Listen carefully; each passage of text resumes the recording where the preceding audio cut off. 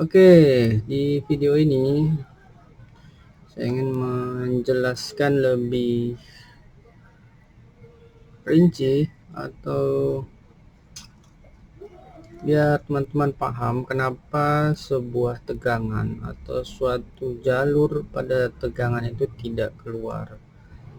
Silakan dibuka skemanya. Ini saya memberi contoh pada skema Acer EA40BM karena kebetulan ada teman kita yang kemarin sempat bertanya. Saya ingin menjelaskan, sebenarnya ini sudah dijelaskan juga di materi, cuman kita ulangi saja. Jadi ketika sebuah tegangan tidak hadir, anggaplah tegangan 5 dan 3 volt atau 3 VALW dan 5 VALW tidak keluar. Kemudian kita pusing nih, bingung kok tidak keluar ya ini tegangan. Pertama, yang perlu diperhatikan ketika sebuah tegangan tidak keluar itu pastikan dulu jalur impedansinya. Jadi sebagian besar teman-teman itu bertanya itu tidak menyertakan nilai impedansi. Ini tidak keluar kenapa ya? VN-nya sudah ada, enable-nya sudah ada, ininya sudah ada. Biar semua syarat kerja tegangan di IC ini hadir, kalau impedansinya tidak normal ya nggak bakalan keluar. Jadi tidak mungkinlah keluar tegangan kalau terjadi masalah di jalur atau di impedansi jalur tegangan tersebut. Misalnya 5V PWR ini bukan always ya, nanti saya jelaskan. Ini teman-teman harus perhatikan ini di jalur sini atau impedansi di bagian sini normal apa tidak gitu loh. Begitu juga yang ini. Oke, tunggu, ini jalur tegangan 3 voltnya. Nih, perhatikan perbedaan tegangan 3 volt yang dia nanti setelah di switch keluar dan sebelum di switch. Nah, kalau ada informasi seperti ini 3D3 PWR, mungkin kan teman-teman bingung loh, kok tidak sama seperti 3V ALW misalnya, itu kan berarti always ALW itu ya. Nah, ini biasanya tegangan yang seperti ini, jalur yang seperti ini sudah terkoneksi dengan 3V S5 nya. Biasanya ada informasi di bagian bawah. Nah, seperti ini nih. Jadi 3D3V ini sudah terhubung langsung dengan 3D3V S5. Jadi ini otomatis bukan tegangan always. Jadi ini nanti setelah di switch baru, jadi di sini nanti setelah di switch baru keluar karena dia terhubung langsung dengan 3 volt S5 tanpa saklar. Yang kita bahas di materi itu kan pakai saklar. Coba saya buka dulu ya. Saya buka dulu ZE7 kalau tidak salah ya yang di materi. Silahkan dibuka biar kita bisa membandingkan. Nah, sini. Nah, 3 volt, 3 di sini 3 VPCU. Ini anggaplah kita search ya, kita search 3 VPCU. Duh, ini melebar sih kalau begini. Tunggu. Jangan, ini terlalu melebar. Ini bisa merembet kemana-mana. Karena terlalu luas ini 3 VPCU. Saya langsung jelaskan saja di bagian arahnya. Jadi ketika 3 VPCU ini keluar, ini kan always otomatis harus keluar. Nah, untuk S5-nya ada di bagian bawah sini. Untuk S5-nya dia menggunakan saklar. Nah, seperti ini nih. Ini. Jadi dia menggunakan saklar, tidak langsung terhubung. 3 VPCU, 3 VS5 tidak terhubung. Bukan berarti teman-teman bisa juga menjumper ini tidak bisa. ini ada signal di sini. Jadi yang menghidupkan atau yang memberikan keluaran dari saklar ini adalah S5D. Jadi ceritanya karena saklar berubah tegangan, jadi 3 VPCU ini kan always nih. Nah, nanti setelah di switch S5D ini keluar, datang masuk. Nah, untuk meneruskan tegangan 3 VPCU ini menuju 3 VS5. Jadi ini sudah tegangan yang berbeda. Walaupun sama-sama 3 volt, tapi tegangan 3 VPCU di sini, 3 volt di sini dengan 3 volt di sini itu tidak sama. Itu sudah beda level. Jadi seperti itu. Oke ya, ini 5 VPCU atau 5 VALW ini dengan 5 VS5 di sini itu tidak sama. Ini perlu signal. Jadi jangan sekali-sekali ketika di sini tidak ada, ini di jumper, ini tidak bisa, ini tidak bisa di jumper. Kemudian kita lanjut ke sini. Nah, itu tadi tidak dibahas ya, ini di sini.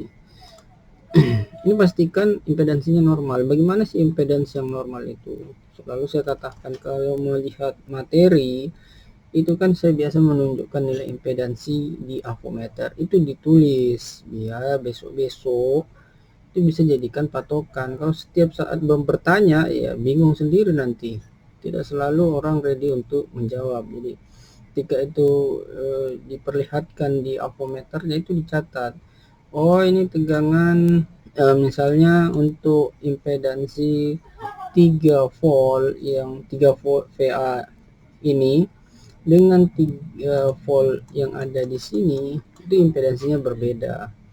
Kenapa? Karena 3 VPCU ini masih menggunakan bantuan untuk masuk ke 3 VS5. Jadi di sini ini lebih tinggi, ini bisa sampai 0,8 sampai 1 nih impedansinya. Beda dengan kondisi seperti ini. Di sini otomatis lebih rendah karena dia sudah terhubung dengan S5. Begitu juga dengan 5V PWR ini. Nih kita perhatikan nih sudah terhubung langsung dengan S5. Jadi S5 itu tegangan yang keluar setelah di switch. Nah, bagaimana cara kerja dengan IC ini? Sama saja, ukur dulu VIN-nya, pastikan impedansi sudah normal. Nah, ukur VIN-nya ini sudah masuk belum. Setelah masuk, ukur enable-nya. Di materi sudah dijelaskan di dalam IC SMPS DC-DC itu ada 4 sistem enable. Jadi pastikan ada yang bagian enable mana yang digunakan oleh IC tersebut. Sini ada N1, N2. Coba perhatikan. Kita buka 3V 5V EN itu kemana? Di sini. Nah kalau posisi seperti ini kemarin pertanyaannya ada di sini. Kalau saya ingat saya ini di sini pertanyaannya. Teman kita itu mau mengenable dari sini ke sini. Ini sistem salah pengertian. Ini arah panas sudah jelas mengarah ke sana, artinya 3V yang tadi itu masukan. Jadi ini nanti keluaran nih, ini keluaran. Dari mana arah 3 voltnya? Dari arah voltnya ada di sini, terhambat di dioda ini. Yang men-trigger yang ini, gitu loh.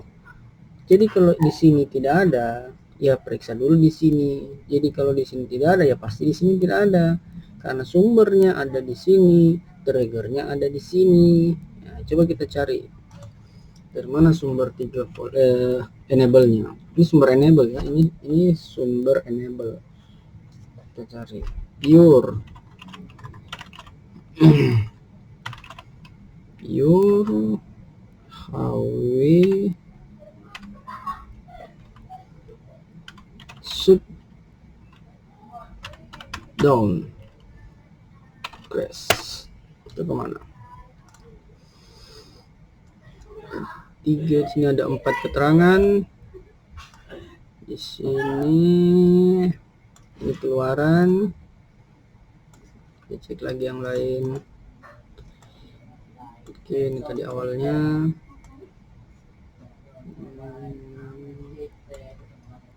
Oke, dia berasal dari sini. Berarti dia berasal dari sini.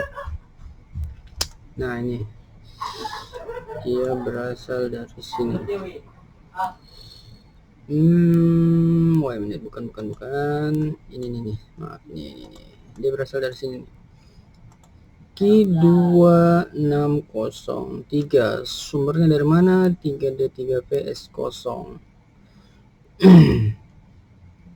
Coba kita cari 3D3PS0. Ini jalurnya melebar kemana-mana. Jadi kalau asumsi saya ini bukan sistem enable-nya, tapi kita coba dulu. Misalnya kalau sistem enable melebar kemana-mana itu biasanya bukan. Tapi kita cek dulu satu-satu. Jadi kalau ada pertanyaan tidak dijawab, ya mohon maaf, karena memang butuh analisa ketika sudah dalam tahap-tahap tingkat kesulitan yang tinggi. Nah, kursus ini memang saya peruntukkan teman-teman yang masih pemula. Jadi kalau sudah dalam tahap-tahap tingkat kesulitan tinggi, itu sudah bukan bagian saya, karena itu adalah sistem analisanya. Makanya kenapa ada biaya biaya service itu ada yang mahal. Oke, di sini dia. Bukan, sorry. Di sini VIN. Ini juga masukkan.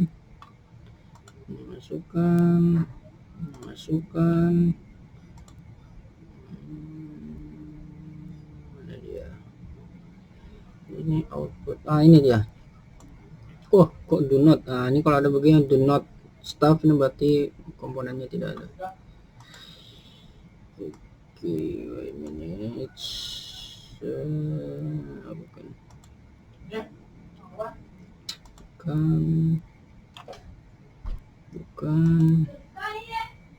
Bukan. Ini kalau saya lihat mainboard ini saya bisa tahu, tapi karena ini saya tidak ada mainboard jadi saya tebak-tebak aja. Oh, ini. Sorry. Ini nih. Mana dia ya?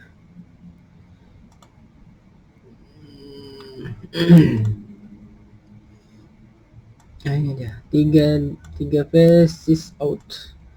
Dan ini ya. Ya, benar nih. Nah, ini nih. Jadi sumber 3 voltnya tadi yang harusnya tadi saya screenshot ya. Jadi bingung nanti kembali. Oke ya. Ini halaman berapa nih? Saya catat dulu biar gampang.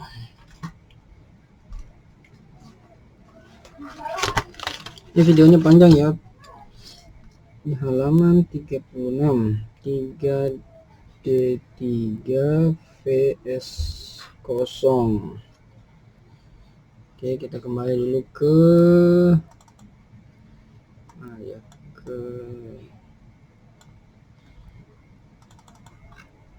awal tadi. Yes. Nah, ini. Oh ya. Nah, ini jadi sumber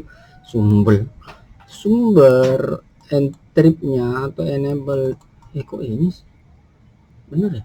Oh ya, sumber enable ini yang 3V 5V enable itu dari 3D3VS0 yang tadi kita sudah telusuri.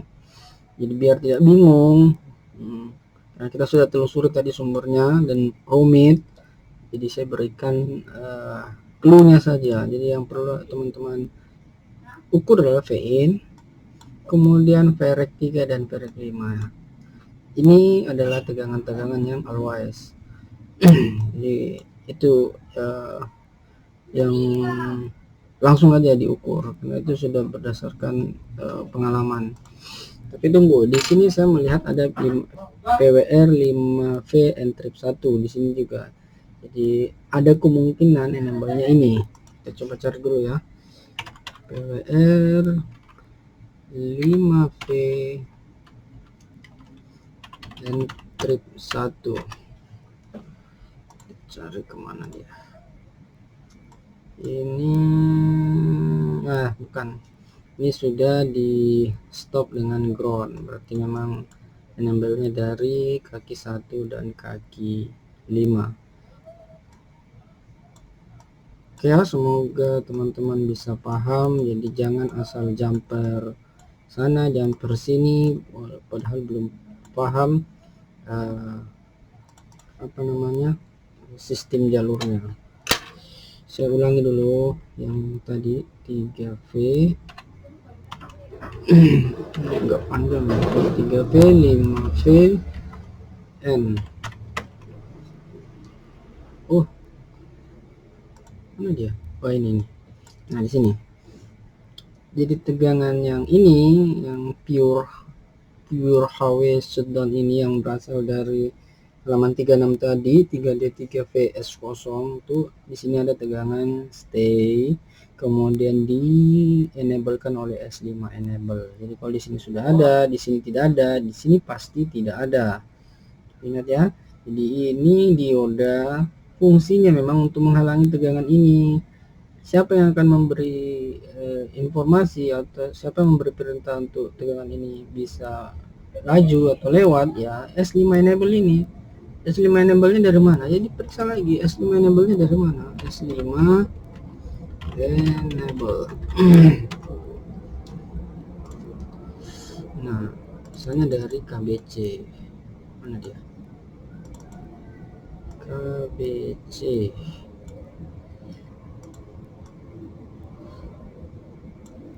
Mana dia? Mana ada?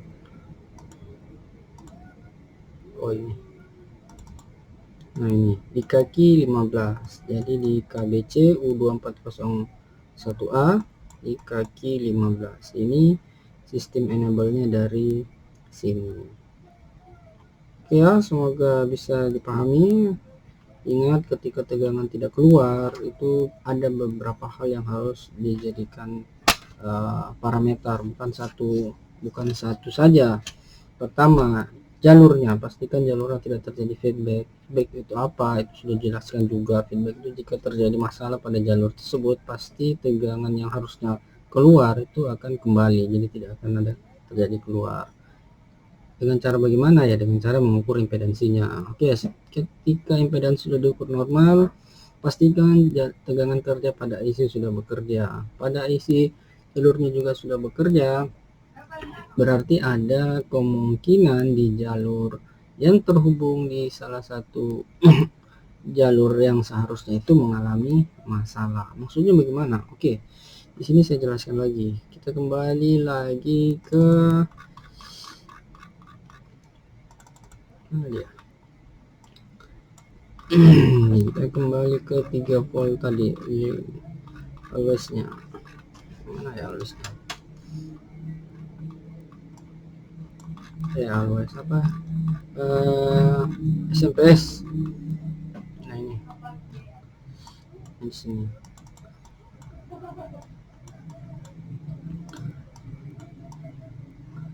Kalau impedansi di sini normal, di sini normal, tegangan kerja di sini normal, tapi tegangan yang diharapkan juga tidak keluar. Nah, berarti ada kemungkinan jalur setelahnya, atau jalur 5VS5 atau jalur 3D3VS5. Jadi banyak faktor yang menyebabkan tegangan itu tidak keluar.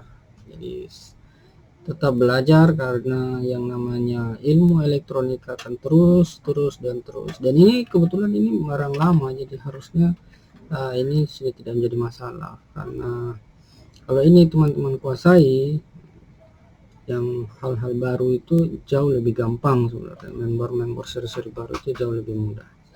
Oke, semoga ada manfaatnya dan terima kasih.